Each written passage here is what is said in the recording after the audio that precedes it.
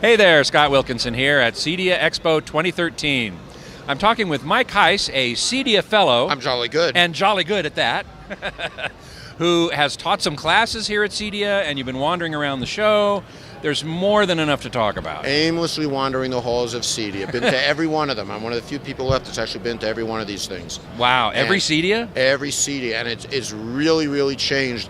In the origins of CEDIA, it was kind of the guys who did big home theaters. Right. And they still do that, and I know you've seen some of them here. Right. But it's really expanded into a lot more than that. Home automation, home control, distributed audio and video, not just that one big fancy room, but how do you get it around the house? Right, exactly. And we were talking with Dennis Erskine, one of the board members, who said that the population, the attendee numbers have grown and the exhibitor numbers have grown. Yes. So it indicates some health in the industry, so I'm glad of that. And more importantly, a big growth in the numbers. CEDIA is not just a trade show, it's also a lot of education. As you mentioned, I teach some of the courses. Exactly. And they have a huge increase in the number of educational hours consumed because there is a lot of new technology, so there's a body of people out there that can assist people, like your readers who like to do a lot of stuff on their own, but sometimes you just don't want to hang that set, or you just don't know how to do something. Right. And that's what the CEDIA folk are all about. Exactly. So tell us about the classes that you've been teaching. Well, I do one sort of famous show, the Mikey Show, every year, which is my new technology update, where we're talking a lot about 4K and HDMI 2.0 were perhaps the two biggest topics in that, because the community here, which is a great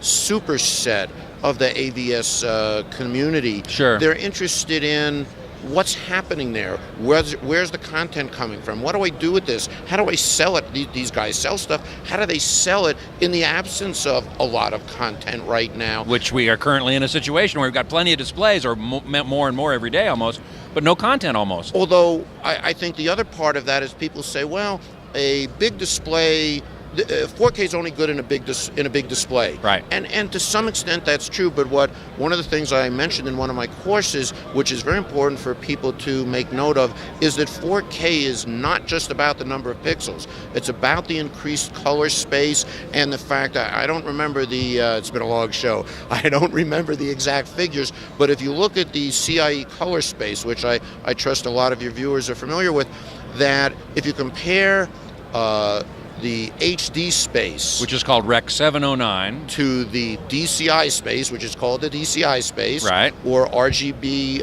Adobe color, to Rec 2020, which is the proposed color space for 4K, which we'll arguably call 4K. And if anyone is interested, that is available on the internet. The search out the ITU Rec 2020, and honey, I can't sleep past the Rec 2020 document, but it's very informative, and it has the comparison of the triangles to the CIE, that's space, and DCI, which is the Digital Cinema Initiative, is about 54%, I believe, of the CIE 1394.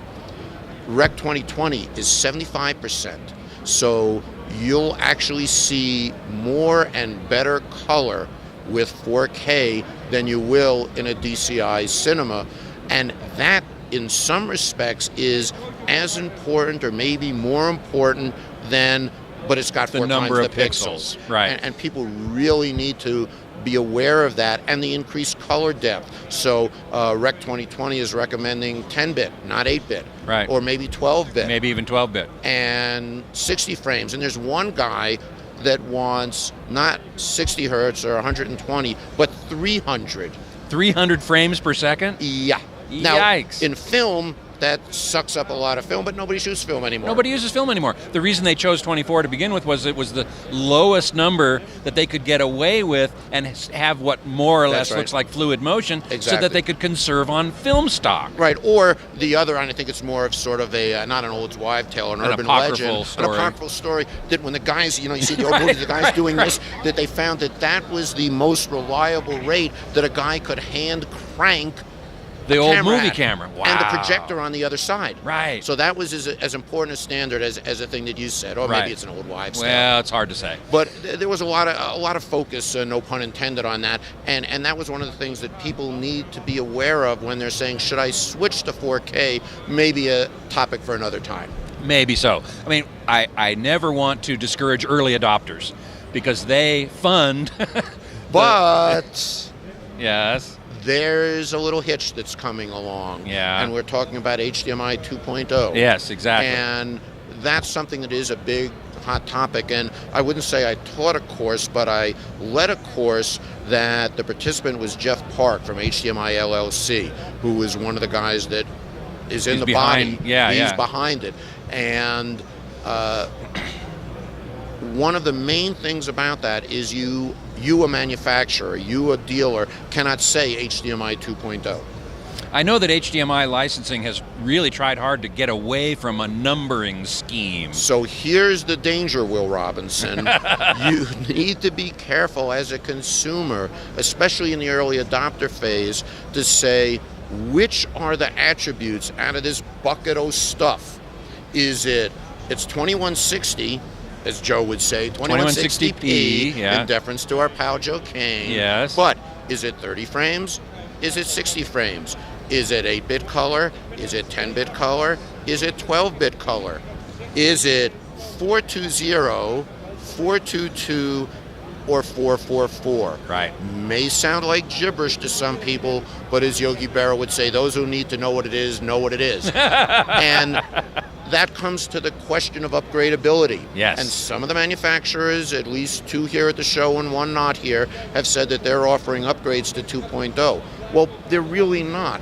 They're offering upgrades to the ability to pass 20, and I have to think here, 2160p, 60, 420, 8-bit. And the bandwidth that requires can be passed through, Steve Venuti, cover your ears, HDMI 1.4b. Correct. Because of the bandwidth requirement. In fact, Sony demonstrated that at a press event in New York. Yes. And they were showing 2160p at 60 hertz, and everyone went, wait, I thought you couldn't do that with 1.4. You had to go to 2.0. And the bandwidth is there to do it. Now, the upgrade, that their flash upgrade that they're going to make available, probably does some other things that helps that get passed. But there's a line, right? And you've got 1, 2, 3, 4, 5 standards stacked up here, and although some of them are 2160p, once you go below that, you're going to need the bandwidth capacity, and you're going to need HDMI 2.0, sorry. You're going to need hardware. Chips, right. And board layout that are capable of, when this thing comes in, wait, what are you? Oh, okay, I know what you are. Okay, I'll pass that on to the TV. Right. And that's what will require a hardware, as well as a sort of side part of this topic, also for another discussion, HDCP, which is the content protection. Right. And there's a general feeling that the Hollywood community will require HDCP 2.2.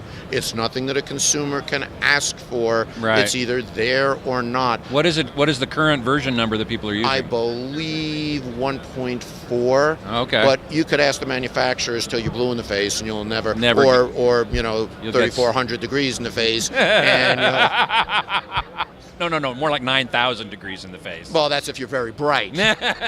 Or if you're blue. Or if you're blue, exactly. Exactly. But we digress. Indeed. But you can't ask for that. They won't tell you. They don't know. My suspicion, and it is only my speculation, that the two newer Sony sets had that baked into the chip. That is something that, because of the cryptography, cannot be upgraded by firmware. Right. So they probably had that baked into the chips. They can blow down an upgrade that'll let it do what it needs to do up to the, it's the pipe is that big. And are you making the pipe bigger, or are you keeping the pipe the same size, but being able to, frozen orange juice? Is it a pitcher of orange juice, or is it a little can and you add water? Right. So I suspect that that's how they were able to pass that on, where some of the older sets have to go back for a hardware update because they need the new chips. And this is why I think Samsung probably has the best idea with this Evolution kit. Yes. That they can plug in, you have all your HDMI hardware in this little module that you slap on the back, and all of a sudden you have the hardware you need to do the 18 gigabits per second as opposed to the 10 gigabits per second. And the 600 megahertz bandwidth. There Correct. are two things Yes. that are interrelated there. Right. And that's, again, where you pass that, if you will, line in the sand. Once you go above or below, depending on how you look at it, that's where you can't get away from having to have New 2.0 hardware, yeah, and new hardware, and the chips aren't here yet, right, and they won't be here for a while. So the Evolution module, I'm speculating again, has a means of getting into the innards of the set. You won't be able to buy a module and just plug it into the existing thing because it won't go anywhere. Right. Okay, well, in the couple minutes we have left, what have you seen or learned as you've been wandering aimlessly about the show? One of the things that was interesting is that I know you've spoken about the Samsung and LG curved OLEDs. Sony has come out with a curved, but it's an LED illuminated LCD. Right. But with the triluminous and local dimming, and it's not bad. Mm-hmm. And one of the main differences, other than it's $39.99 and it's 65 inches, right, which is considerably less expensive than the OLEDs. And larger to boot. And it has something the other two don't, which is VESA wall mount provisions. I know this. Yeah, the Samsungs you can't wall mount, the Sonys you can. Or the Sony, the E1, you can. Wow. Okay, well that is a significant advantage if you ask me. I thought that the Samsung and the LG you couldn't wall mount because it's curved and so difficult to do, but I think it's more because I learned recently that they're permanently attached to their base. Yes, and the curve really isn't that. I mean, if you look at it, it's not that huge. I saw the LG at the press event you and I were both at, and I got the impression that its curve was more gentle, was less than the Samsung, which I've actually spent some more time with. Sure. And I didn't like the curve of the Samsung. It affected the geometry. It was just too much? It was just too much. I haven't spent any time looking at the Sony. I have to go look at that. But flat OLEDs are coming. I hope so. Or they're here, I should say they're not here in the U.S. LG said they're selling them in Korea. Mm-hmm. They showed a 77-inch OLED at IFA, which no, flat. Oh, I thought it was curved. So 77 was flat. Oh. And it's huge and hugely expensive. Yes, of course. And it's a huge science project for now. Right. Well, Mike, thanks so much for being here. Thank you very much, Scott. Really Always a pleasure.